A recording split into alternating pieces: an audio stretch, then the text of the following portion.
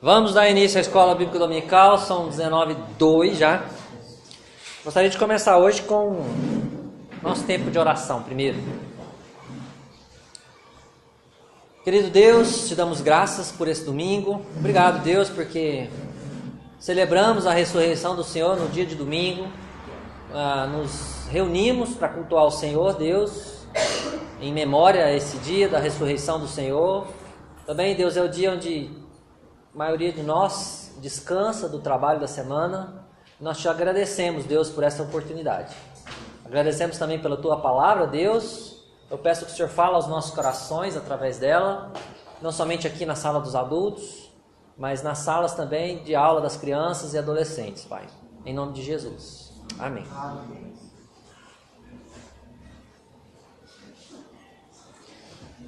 Obrigado, querido. Irmãos, então deixa eu fazer as amarrações aqui. Amarrando as pontas que ficaram soltas, ok? Domingo passado eu fiquei devendo duas respostas a dois questionamentos aqui que foram feitos, tá? O primeiro questionamento diz respeito à época de quando acontecerá o tribunal de Cristo, ok? Um texto que prova que o tribunal de Cristo acontecerá entre o arrebatamento e a vinda de Cristo, ok? Então, deixa eu fazer uma breve recapitulação aqui, só para a gente não ficar perdido, tá? Em primeiro lugar, o tribunal de Cristo, a gente não sabe, a gente não tem muita informação sobre o tribunal de Cristo, tá? As informações que nós temos é que será um momento, um lugar, onde os crentes receberão recompensas de acordo com as suas obras na terra. Lá em 2 Coríntios 5,10 diz que para que cada um receba segundo o bem ou o mal que tiver feito por meio do corpo, tá? E esse cada um é para os cristãos, os convertidos, os crentes, ok? Então o tribunal de Cristo é um lugar de recompensas, tá? É um lugar de galardões, também chamados de coroas, tá? A Bíblia chama esses prêmios que os crentes vão receber de recompensas, galardões ou coroas, tá? A Bíblia fala especificamente de 5 coroas na Bíblia, ok? A Bíblia fala da coroa incorruptível. Nós não vamos ler todos esses textos, tá? Se você quiser anotar, também depois vai para o site. 1 Coríntios 9, 24 e 25. A Bíblia fala da coroa da alegria ou do regozijo, não é? Em 1 Tessalonicenses 2,19. A Bíblia fala da coroa da justiça, 2 Timóteo 4,8. A Bíblia fala da coroa da glória, em 1 Pedro 5,4. E a Bíblia também fala da coroa da vida, Apocalipse 2,10. Ser fiel até a morte, dar-te-ei a coroa da vida, não é? Lá em Tiago 1,12 também fala: bem-aventurado o homem que suporta com perseverança a aprovação, porque depois de ter sido aprovado, receberá a coroa da vida, a qual o Senhor prometeu aos que o amam. Quer dizer, aquele homem de Deus, aquele cristão que é fiel, que é perseverante nas provações, receberá a coroa da vida. É uma promessa, é um prêmio, ok? Então, se você tem interesse em conhecer mais sobre esse assunto, eu tenho esse DVD aqui do pastor Meno Kalisch, As 5 Coroas, tá? Eu posso emprestar, quem tiver interesse, fala sobre isso, fala sobre galardões, ok? Além disso, que foi dito aqui, lá em Apocalipse 22:12, diz que Jesus trará consigo o galardão para retribuir a cada crente. Eis que venho sem demora, e comigo está o galardão que tenho para retribuir a cada um segundo as suas obras. Então Jesus, presta atenção, ele diz que o galardão está com ele, e ele vai retribuir. E olha o 1 Pedro 5,4 diz: ora, logo que o Supremo Pastor se manifestar, recebereis a imarcessível coroa da glória. Uma coroa que não murcha, que não se deteriora, né?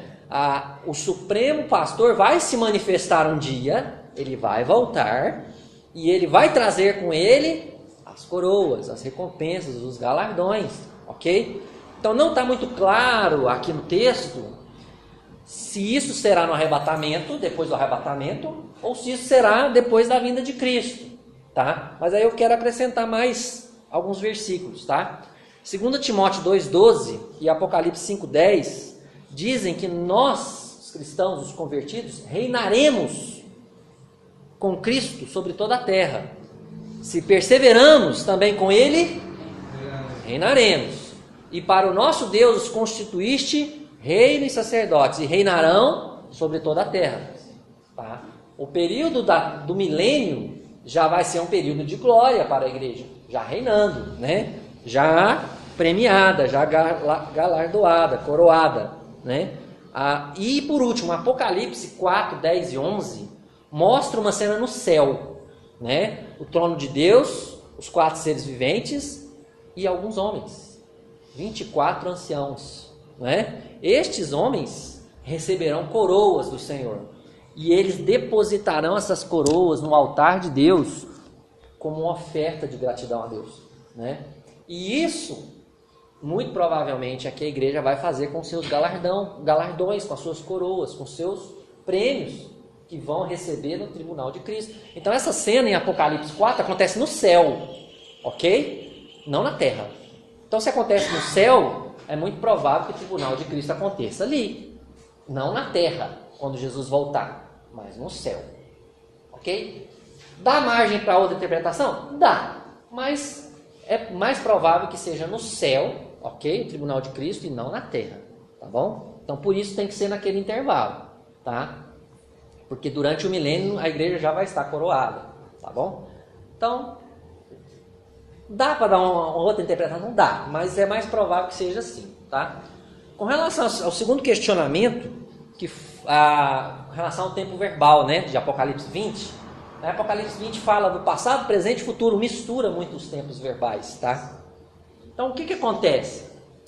O que acontece nesses versículos é que o apóstolo João, ele altera as perspectivas, ok? Às vezes ele fala do passado, como se ele estivesse apenas contando aquela visão daquilo que já tinha acontecido.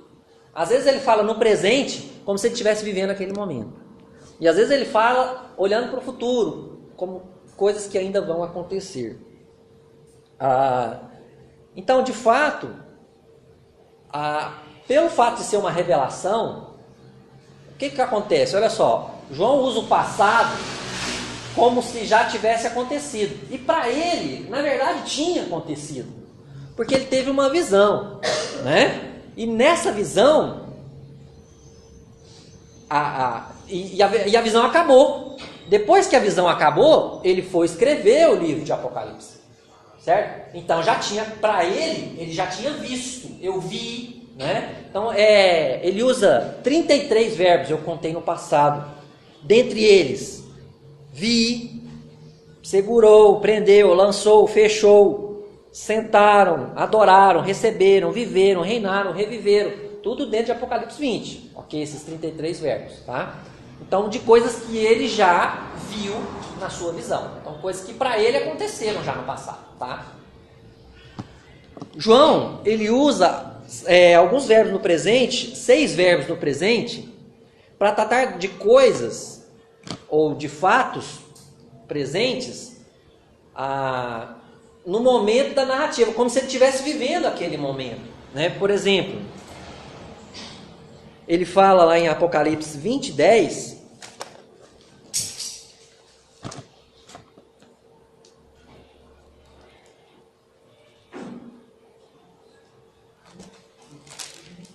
ele diz assim: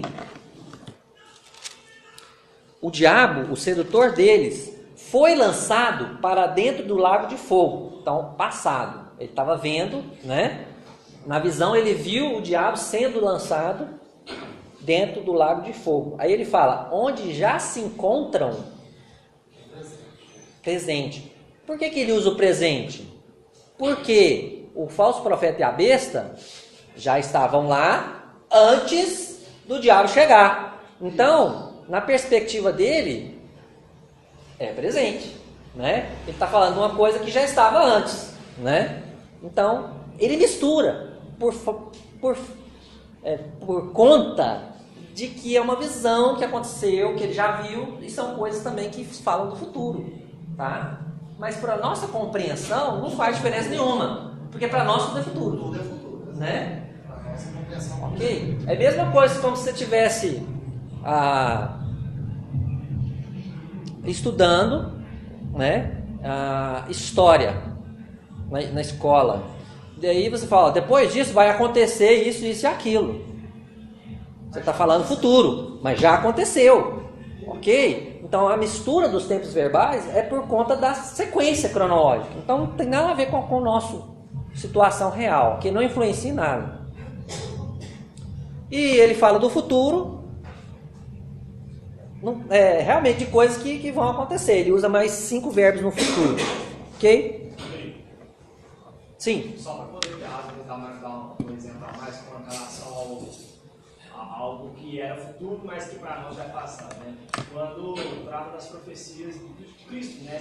Lidas no Velho Testamento, para eles é futuro, para nós já aconteceu, né? Isso. Na morte de Jesus. Que às vezes nos usam algum exemplo, mais fácil de entender. Se você lê o Velho Testamento, os profetas, isso acontece demais. Porque ele fala, olha, falando lá em Isaías 53, quando fala do Messias, que vai vir, porque no passado ele não veio ainda, né? Nós estamos no Velho Testamento, então ele vai vir no Novo Testamento, ele virá no Novo Testamento. Então ele fala do Messias que vai vir, depois fala assim, que Deus ficou satisfeito com a oferta dele. Deus ficou satisfeito porque o Messias deu a vida dele. Então ele coloca esse Deus ficou satisfeito já no passado, porque para Deus já aconteceu, Deus é eterno, né? Então assim, resumindo, para nós é tudo futuro, ok? Então ele fala na perspectiva dele, que ele viu as coisas acontecendo, né? Não sei se eu consigo explicar. Não, né? Para mim ficou claro, depois que você trouxe isso aí, mas me faz lembrar de uma situação. Sim. Quem que inventou, quem que criou o tempo? Uhum. Deus. O tempo, para Deus, é coisa, a gente está conversando coisas aqui que para nós vai além da nossa imaginação. Não é verdade? Deus ele consegue ver o passado, o presente e o futuro ao mesmo tempo. E talvez seja isso que no relance que aconteceu com Jó. Como Deus ele estava dando visão para ele, né? Entendeu? Eu não quero. Assim, muito pouco perto do que Deus tem, né? Mas Deus, sempre quando a gente está assistindo pregações, né? A gente ouve, às vezes você fala, pastor, você está assistindo, não sei o que e tal. Não existe, para Deus não existe passado, presente e futuro. Então é justamente isso, só que a gente não consegue entender isso. Eu não quero dizer que o tempo verbal não é importante. É muito importante a gente ler a Bíblia e prestar atenção para quem está escrevendo, quando foi, né? É muito importante, mas no caso aqui de profecias, nós estamos falando sempre do futuro, né? E aqui, como ele já viu a profecia, para ele já aconteceu, né? Então é só isso, tá? Passando adiante, ok? O que nós já vimos? Quase tudo, né? Desse quadro escatológico, tá? Na nossa primeira lição e segunda, nas lições 1 e 2, nós estudamos o livro de Daniel, capítulos 2, 7 e 9, né? E nós vimos em Daniel a base de tudo isso que vai acontecer, né? As profecias das coisas futuras, principalmente no capítulo 9, né? Onde Daniel fala o que vai acontecer depois da tribulação, né? Que não vai haver mais guerra, vai haver tempo de paz, que a profecia vai cessar, não vai precisar mais de profecia, porque nós vamos estar com o Senhor, né? Depois, na lição 3, nós vimos o arrebatamento da igreja, né, com base em 1 Tessalonicenses 4, 1 Coríntios 15, nós lemos esses textos aqui, tá? Na lição 4, nós estudamos a tribulação, com base em Mateus 24, não é? Lemos o capítulo 24, uma parte dele. Na lição 5, nós vimos o que vai acontecer no final da tribulação, tá? Que é a batalha do Armagedon, o retorno do Senhor Jesus, né? A volta de Cristo, a conversão dos judeus, o julgamento das nações gentias. Tudo isso nós vimos, Zacarias 13, 14. Tá? Na lição 6, nós vimos o reino milenar e as 10 características desse reino milenar, né, que eu quis mostrar que o reino milenar não está só em Apocalipse 20, como muitos dizem que nós ensinamos.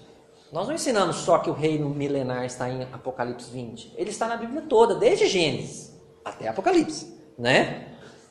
Então, o reino do Messias, ele se encontra em toda a Escritura. E a gente viu isso. Na lição 7, que foi a lição do domingo passado, nós vimos então o que acontecerá no final do reino milenar, né? Que é o juízo final, que primeiro Satanás ele é solto, né?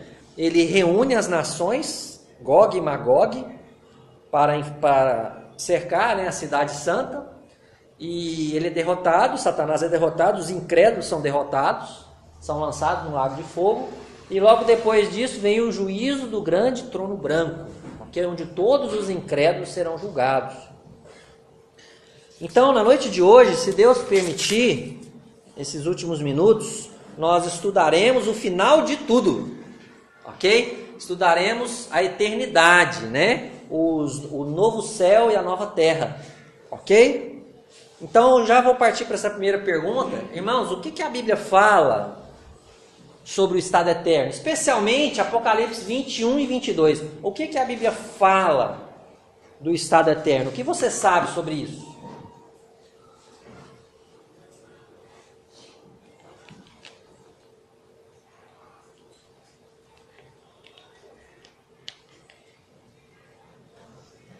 O que vai acontecer com esse planeta, irmãos? Que nós vivemos hoje? Planeta Terra.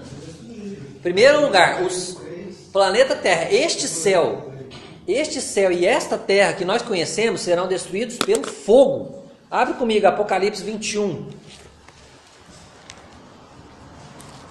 Alguém lê para mim aí, Apocalipse 21, versículo 1. Vi novo céu e nova terra, pois o primeiro céu e a primeira terra passaram, e o mar não existe. O primeiro céu e a primeira terra passaram. Vocês lembram de alguma passagem que Jesus falou isso uma vez? Jesus falou o seguinte, irmãos: passará o céu e a terra, porém as minhas palavras não passarão. Está em Lucas 21, 33. Agora eu vou ler para vocês 2 Pedro 3. Escuta. Virá, entretanto, como ladrão o dia do Senhor, no qual os céus passarão com estrepitoso estrondo, um estrondo muito forte, e os elementos se desfarão abrasados. Também a terra e as obras que nela existem serão atingidas. Visto que todas essas coisas hão de ser assim desfeitas, deveis ser tais como os que vivem em santo procedimento e piedade, esperando e apressando a vinda do dia de Deus, por causa do qual os céus incendiados serão desfeitos e os elementos abrasados se derreterão. Nós, porém, segundo a sua promessa, esperamos novos céus e nova terra, nos quais habita justiça. Então, irmãos, esse céu aqui, firmamento, e essa terra, eles vão ser destruídos, ok? Pelo fogo. Me fez lembrar da promessa de Deus, né? Quando teve o dilúvio. Me fez lembrar. Então, tá aí uma resposta. Isso. A promessa era o que mesmo, cara? Que nunca mais Deus iria acabar a terra, né? Com águas, né? Com água. E isso ficou claro, ó, eu nunca mais vou destruir isso aqui com água. Ele não disse que nunca mais ia destruir a terra, né? Ok. E se esse céu e essa terra vão ser destruídos, onde nós vamos morar? Ok. O novo céu e a nova terra serão o lugar da habitação eterna de Deus com seus filhos. Lê de novo para mim, irmão. Westermon, versículo 1, 21. Vi novo céu e nova terra, pois o primeiro céu e a primeira terra passaram, e o mar já não existe. Outro irmão, lê para mim, versículo 3. Então ouvi grande voz vinda do trono, dizendo: Eis o tabernáculo de Deus com os homens. Deus habitará com eles. Eles serão povos de Deus, e Deus mesmo estará com eles. Aleluia, irmãos! Olha que maravilha isso aqui! Que promessa maravilhosa! Olha o que diz aqui: eis o tabernáculo de Deus com os homens. Deus habitará com eles. A pergunta que você me fez no mês passado, você lembra? Você que me fez? Quem me perguntou assim? Foi o Wesley que fez. Ele falou assim: mas Deus, nós vamos ver Deus Pai? Nós vamos estar com Deus Pai? Né? Aqui fala assim, ó: Deus habitará com eles. Eles serão povos de Deus. E Deus mesmo estará com eles. Não é? Então, Deus vai estar conosco e nós vamos habitar com Deus. Não vai haver mais pecado.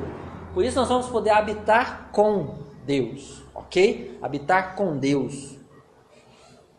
Maravilha. Nem olhos viram, nem ouvidos ouviram, nem jamais penetrou em coração humano o que Deus tem preparado para aqueles que o amam. 1 Coríntios 2, 9. Né? Que Deus possa confortar o seu coração, que Deus possa encher o seu coração de esperança, irmão. Porque Deus está preparando um lugar maravilhoso para habitarmos com Ele. Quem somos nós? Habitarmos com Deus. Né? Nesse novo lugar, esse novo céu e nessa nova terra que Deus está preparando, vai ter um lugar especial, né? Como chama esse lugar especial?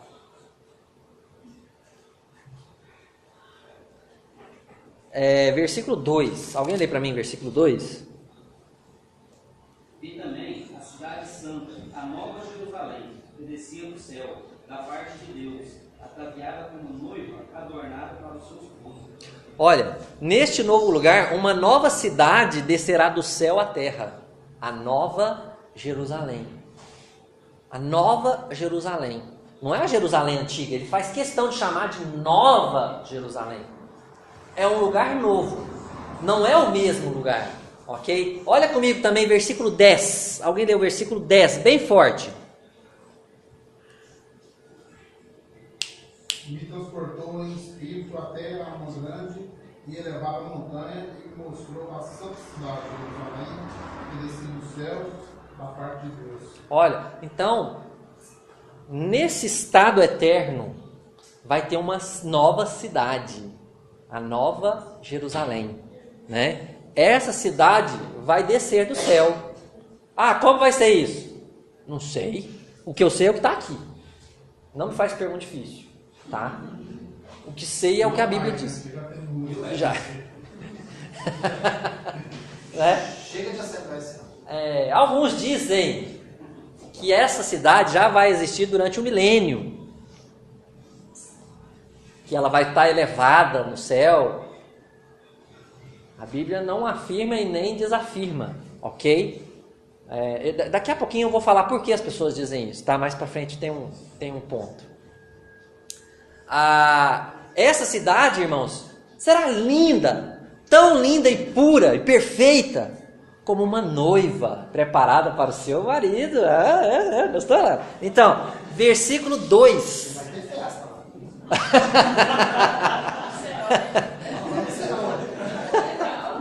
Versículo 2.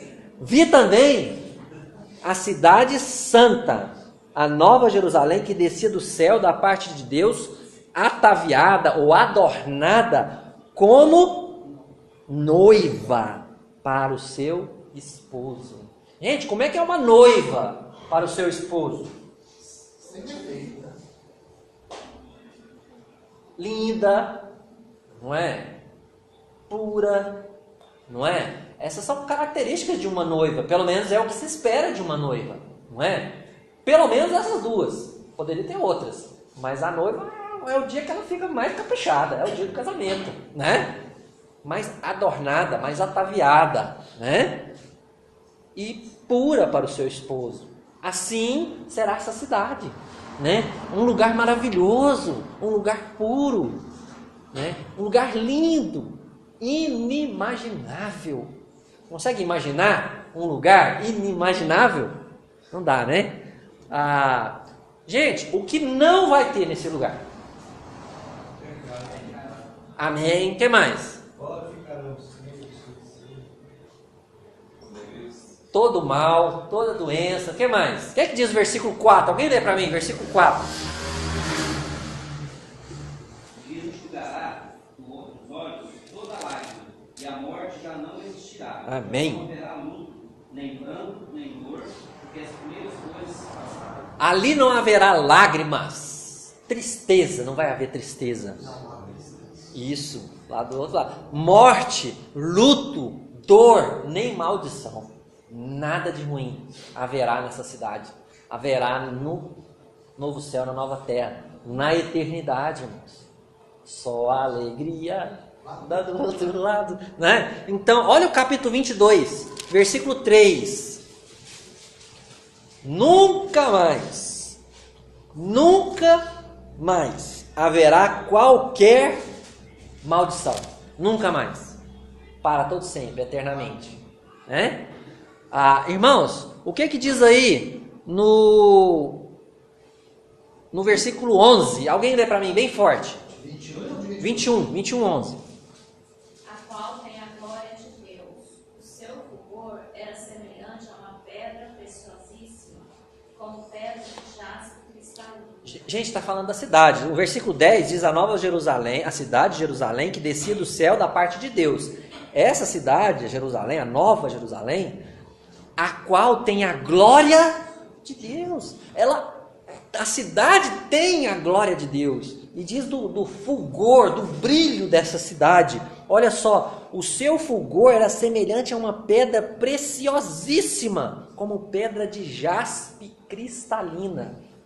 Essas pedras preciosas, infelizmente, a gente não consegue saber com segurança que tipo de pedras são, porque os nomes, com o passar dos séculos, eles foram se perdendo, né?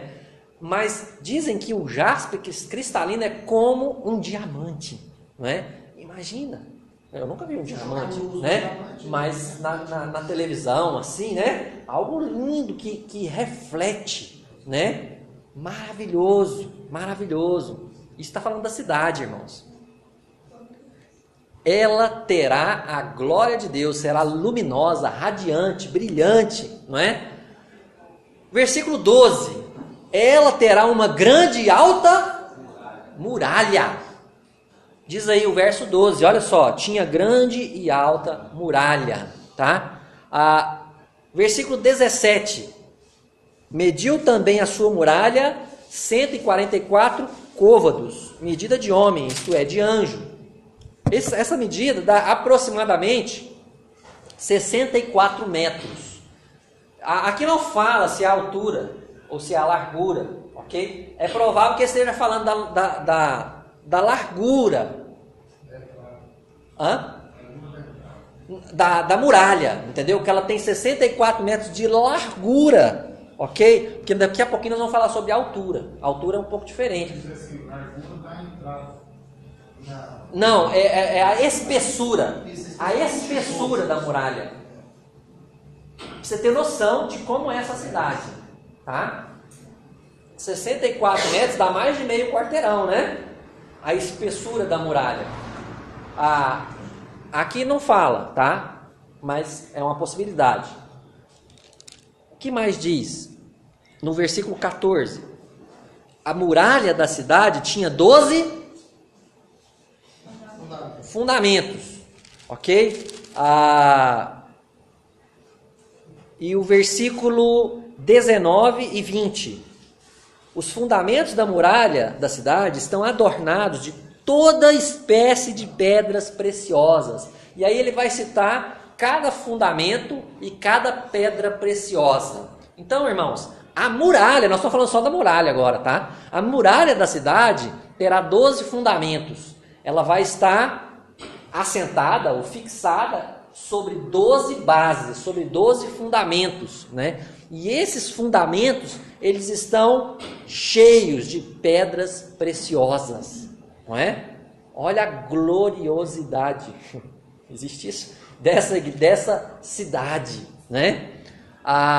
Diz ainda no versículo 14, A muralha da cidade tinha 12 fundamentos e estavam sobre estes os 12 nomes dos 12 apóstolos do Cordeiro. Sobre os fundamentos da muralha estão escritos os nomes dos apóstolos. Isso é muito interessante, né? Versículo 18.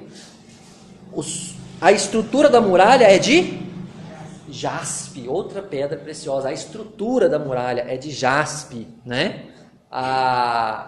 Agora vamos falar do formato da cidade. Versículo 16. Alguém lê para mim, por favor? A cidade é quadrangular, de comprimento e largura iguais. Mediu a cidade com a vara até 12.000 estádios. O seu comprimento, largura e altura são iguais. Aqui ele fala o formato da cidade e a extensão da cidade. Primeiro ele diz que ele mediu a cidade. Ele fala que a cidade é quadrangular, de comprimento e de largura, tá? 12.000 estádios corresponde aproximadamente a 2.200 a 2.400 quilômetros. Não são metros, tá? De Curitiba a Belém, em linha reta. Daqui a Natal, né? Então, se você traçar uma linha reta, não é? Se você traçar uma linha reta, dá de Curitiba a Belém, ok? Linha reta. É linha reta que eu tô falando. E também é assim, tá? Só que aí vem uma coisa interessantíssima aqui. Diz o final do verso que o comprimento, a largura e a altura da cidade são iguais. A cidade também tem uma altura de 2.200 a 2.400 quilômetros. Como vai ser isso? Não sei. A cidade é cúbica. É comprimento, largura e altura iguais. Ok? Um domínio vertical. É um cubo. É um cubo perfeito, né? Sabe quantos andares de 3 metros dá uma cidade dessa aí? Aproximadamente. Eu fiz as contas aqui. 800.000 andares. 800.000 andares. A gente não consegue ter noção disso. Como vai ser essa cidade? Né? Não dá nem para pensar, né? A cidade, ou a muralha, que não fica claro, tá? Versículo 12. 21:12. Tinha grande e alta muralha, 12 portas, e junto às portas 12 anjos, ok? Então olha só, a cidade terá 12 portas, ou não dá para saber se é a muralha aqui, tá? Mas ou a cidade ou a muralha vão ter 12 portas, tá? Junto a essas portas, 12 anjos, um anjo em cada porta, tá bom? Sendo 3 portas em cada direção, 3 portas voltadas para o norte, 3 para o sul, 3 para o leste, 3 para o oeste. Versículo 13, aliás, versículo 21 diz: as 12 portas são 12 pérolas, e cada uma dessas portas de uma só pérola. Você já viu pérola? Qual a maior pérola que você já viu, Carlinhos? Só televisão. Carlinhos. Você perdeu. Perdeu a oportunidade. Pequena, né? Assim, eu não sei, eu nunca vi. Mas isso é uma bomba de fúria. Né? Não sei. Imagina uma pérola do tamanho de uma porta. Imagina a altura dessa porta. A gente não tem noção ainda, né? Então, uma só pérola. Então, é a beleza dessa cidade, ok? Desse lugar. Versículo 25. O que diz aí, irmãos? Alguém lê para mim, por favor. As suas portas nunca, jamais fecharão de dia, porque nela não haverá noite. Essas portas vão estar sempre abertas. Não há perigo, gente. Não tem ladrão. Não tem maldade. As portas da cidade estarão sempre abertas, ok? Eu já disse, aliás, eu não disse. E sobre as portas estarão escritos os nomes das 12 tribos de Israel. Está no versículo 12, não é? Tinha grande e alta muralha, 12 portas, junto às portas 12 anjos, e sobre elas os nomes inscritos que são os nomes das 12 tribos dos filhos de Israel. Gente, como é que Israel vai sumir da história? Israel não vai sumir da história.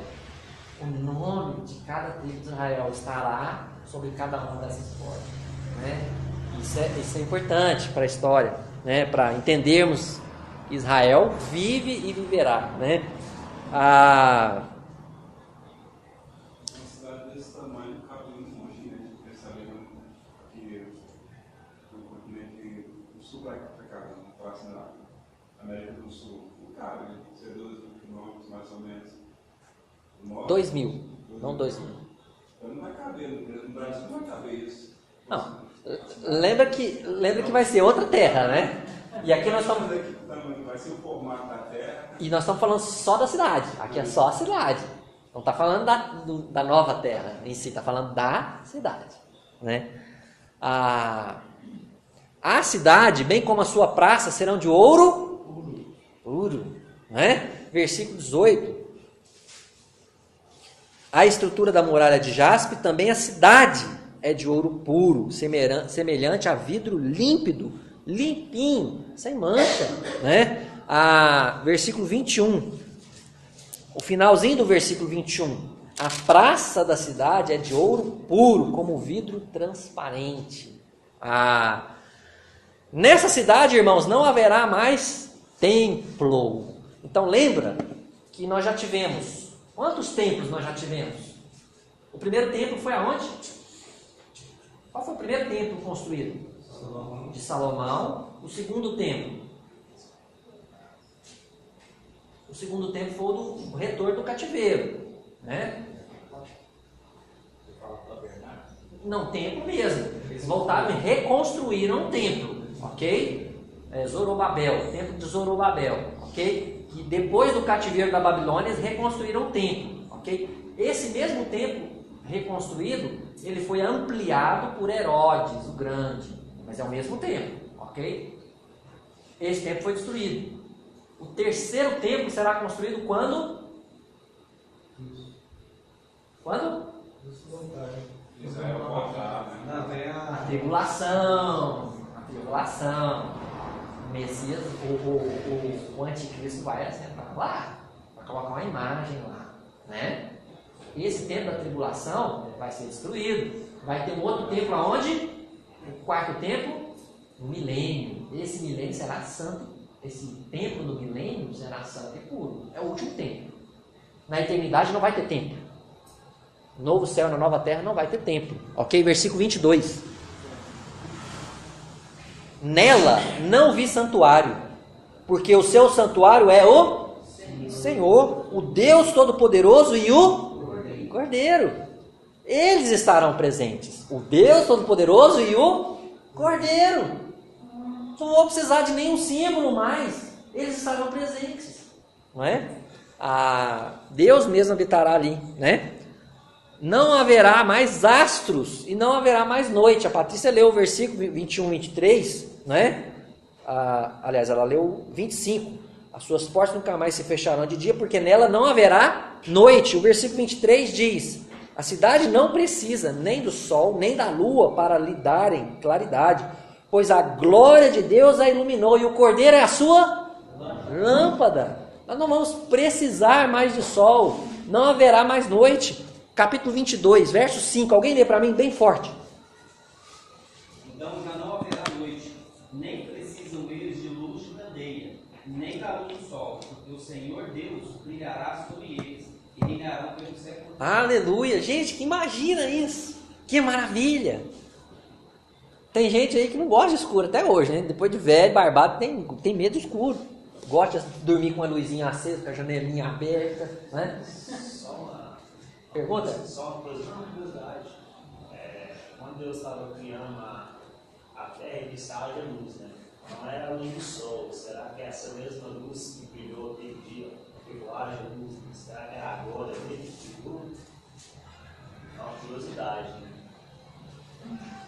Sei te falar, irmão. Não tem como Sei te falar, falar. mas é uma curiosidade. Mas aqui no novo céu e na nova terra, a luz vai ser o próprio Senhor e o próprio Cordeiro. No máximo, quando haja luz, é como uma luz que não veio do sol na época da criação. É. Foi uma outra fonte de luz. Nessa cidade, haverá... Fala. Sei que não é porque o Sol, ele não é um astro, é isso? Não, ele é um astro, ele não é um luzeiro, né? Porque dá pra gente imaginar que é o Sol, que é o maior que vai governar o dia, e a Lua, que é o menor que vai governar o dia. Isso foi no quarto dia, Deus criou.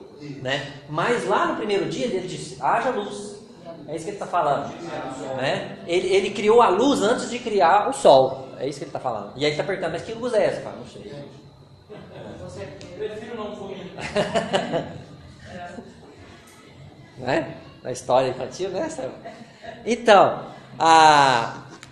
também diz que nessa cidade haverá tronos. Ainda haverá tronos na eternidade. Capítulo 22, verso 1. Então me mostrou o rio da água da vida, brilhante como cristal, que sai da onde?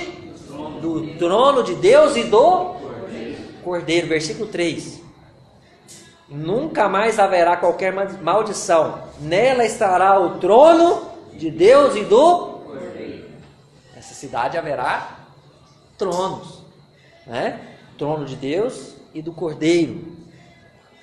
E vai ter nessa cidade também o brilhante rio da água da vida. Ele vai fluir da onde esse rio? Tem uma música, né, que a gente canta, né? Existe um rio, né, que flui, né? Então, esse rio da água da vida, brilhante, né? Como cristal, brilhante como cristal, né? Vai fluir desse lugar. Que lugar maravilhoso, gente. Melhor que qualquer praia. Pode saber disso, né? Não é mar, porque o mar já não existirá, né? Mas o rio da água da vida vai estar lá, né?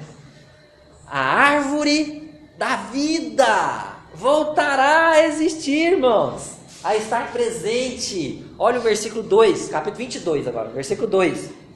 No meio da sua praça, de uma e outra margem do rio, estará a árvore da vida.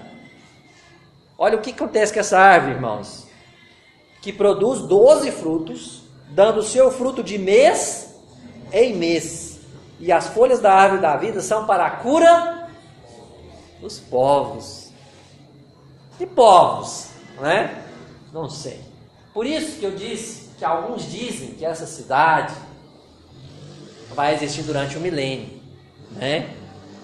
Porque aí essas folhas seriam usadas na cura dos povos durante o milênio. Só que a Bíblia não fala mais nada disso em lugar nenhum. Não que eu saiba, que eu tenha encontrado, tá? Então prefiro não falar mais nada sobre isso, porque eu não sei, né? Porque você falou isso mesmo, de cura, né? Não sei se foi ele. Foi? Você está falando de cura, porque vai ter alguém que vai estar precisando de... Mas existe também, Carlos, uma outra posição em cima desse versículo, que diz que a leitura do versículo é assim, ó, no meio da sua praça, de uma e outra margem do rio, estava a árvore da vida, que produz 12 frutos, dando o seu fruto de mês em mês, e as folhas da árvore da vida são para a cura dos povos. Existe uma interpretação que, ao invés de colocar a palavra cura, coloca vitalidade, coloca saúde plena, saúde constante. Que é o que vem dos frutos, por exemplo. Entendeu? Então, eu não posso me posicionar, porque assim, não tem nenhuma explicação sobre isso, né? Bíblica. A Bíblia não explica isso, né? Mas o que a gente sabe, sem sombra de dúvidas, é que na eternidade não haverá maldição, não haverá pecado e nem maldade. Então, durante a eternidade, né, ninguém vai ser curado porque ninguém vai ficar doente, ok? Então pode ser simplesmente um símbolo que está ali, né? Não sei, eu não posso me posicionar mais sobre isso, entendeu? Tudo que a gente falar aqui vai ser na base do acho, né? Eu penso, né? Mais uma coisa maravilhosa que eu quero encerrar com isso, irmãos. E os servos de Deus o servirão, contemplarão a sua face. Está escrito aí na Bíblia. E reinarão com ele para todo sempre. Eu gostaria de convidar vocês para lermos juntos, versos 3, 4 e 5 do capítulo 22. Nunca mais haverá qualquer maldição. Nela estará o trono de Deus e do Cordeiro. Os seus servos o servirão. Contemplarão a sua face, e na sua fronte está o nome dele. Então já não haverá noite, nem precisam eles de luz de candeia, nem da luz do sol, porque o Senhor Deus brilhará sobre eles e reinarão pelos séculos dos séculos. Amém.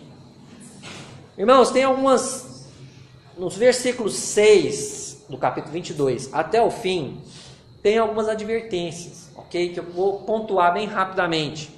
Qual é a promessa dada no versículo 6? 22, 6.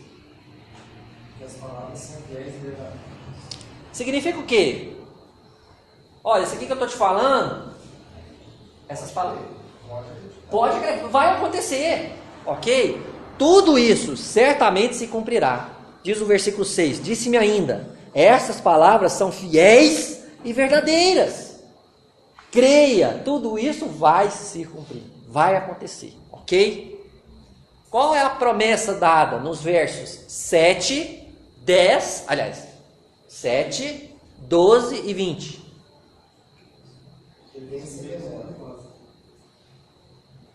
Amém. Eis que venho sem demora.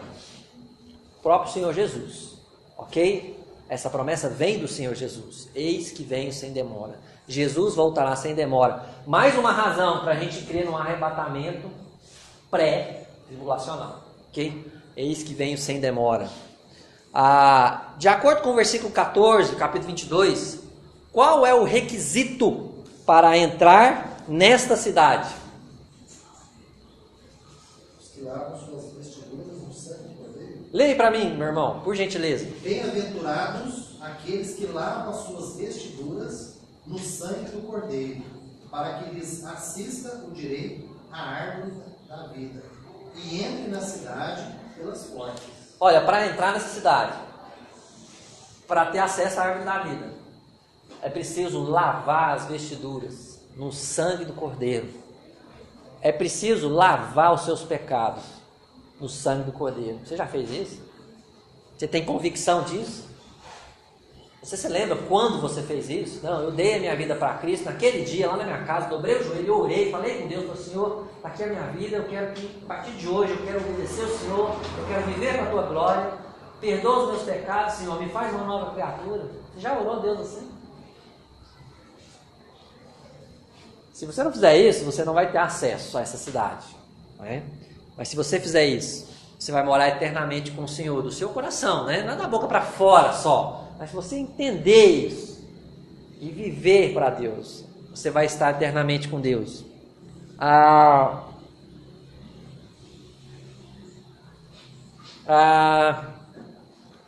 Segundo o versículo 17, 22 e 17. Quanto temos que pagar, irmãos, para receber a salvação? Ou a água da vida? Tem que pagar? Quanto que é? É de graça. O que diz aí? Quem quiser receba de graça a água da vida. O Espírito e a noiva dizem: vem. Aquele que ouve, diga: vem. Aquele que tem sede, venha. E quem quiser, receba de graça a água da vida. Jesus ofereceu essa água da vida lá em João capítulo 7, não é? Do seu interior fluirão rios de água viva, né? Quem crer em mim, como diz a Escritura, do seu interior fluirão rios de água viva, né? Não precisamos pagar, basta se aproximar de Deus, sedento, que Ele dá gratuitamente. Irmãos, esse foi o estudo das últimas coisas. Eu espero que tenha ficado claro. Nós não temos todas as informações, mas as informações que temos, nós colocamos aqui, né? Trouxemos, né? E desejo que a igreja possa estar se apegando a essas verdades e vivendo para a glória de Deus. Amém? Tem mais alguma pergunta, alguma dúvida?